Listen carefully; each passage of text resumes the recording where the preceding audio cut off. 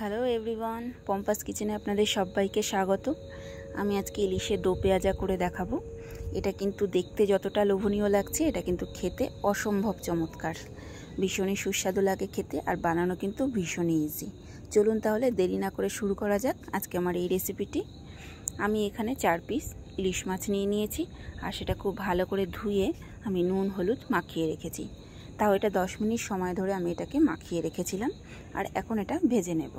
তার জন্য গ্যাসে একটি ফ্রাই প্যান বসিয়ে নিয়েছি, আর তাতে আমি সরিষার তেল দিয়ে নিয়েছি। এই রান্নাটা কিন্তু সরিষার তেলেই ভালো লাগবে, তবে আপনারা চাইলে কিন্তু অবশ্যই সাদা তেলেও করতে পারেন। তেলটা গরম হয়ে গেছে, আর এখন আমি মাছগুলোকে এর মধ্যে দিয়ে দেব। আমি কিন্তু খুব ডিপ করে ভাজবো না, খুব হালকা করে মাছটাকে ভাজবো।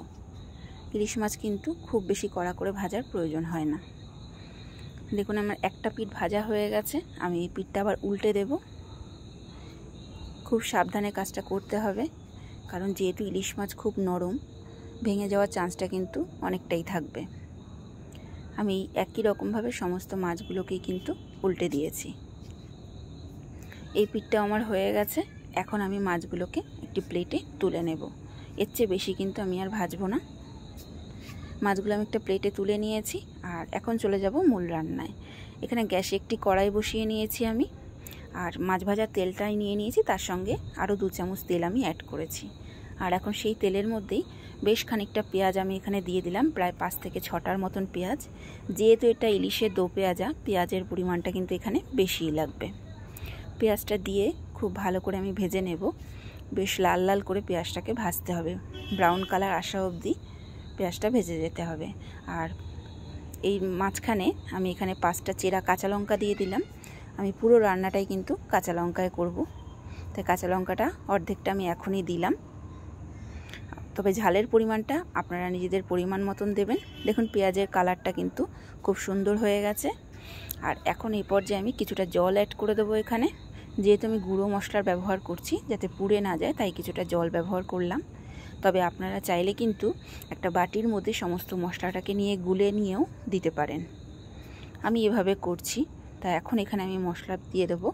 এখানে আমি কালারের জন্য নিয়েছি কাশ্মীরি লঙ্কার গুঁড়ো, আর নিয়েছি পরিমাণ মতন নুন, আর নিয়েছি 1 চামচের মতন হলুদ, আর নিয়েছি 1.5 চামচের মতন জিরের গুঁড়ো। ব্যাস, এর চেয়ে কিন্তু বেশি মশলা আমি আর এখানে ব্যবহার করব না।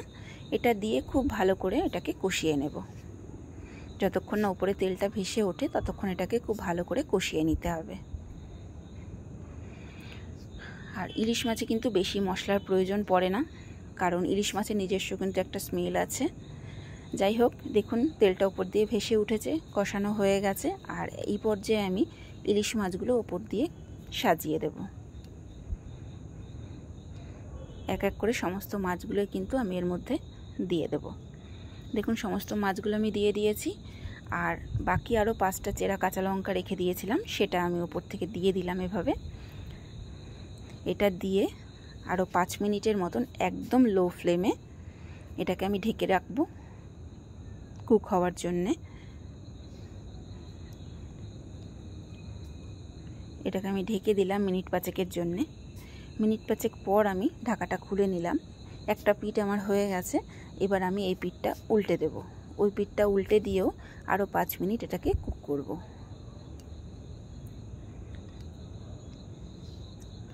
দেখুন সবগুলো মাছকেই কিন্তু আমি এভাবে খুব সাবধানে উল্টে দিচ্ছি। সবগুলো আমি উল্টে দিয়েছি। এখন এই পিঠটাও কুক হওয়ার জন্য আরও 5 মিনিট আমি এটাকে ঢেকে রাখবো।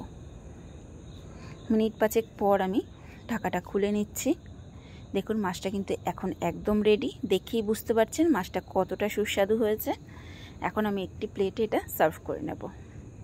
দেখুন এটা আমি সার্ভ করে নিয়েছি। রেসিপিটা কিন্তু ভীষণই সহজ, আর খেতে কিন্তু দুর্দান্ত হয়।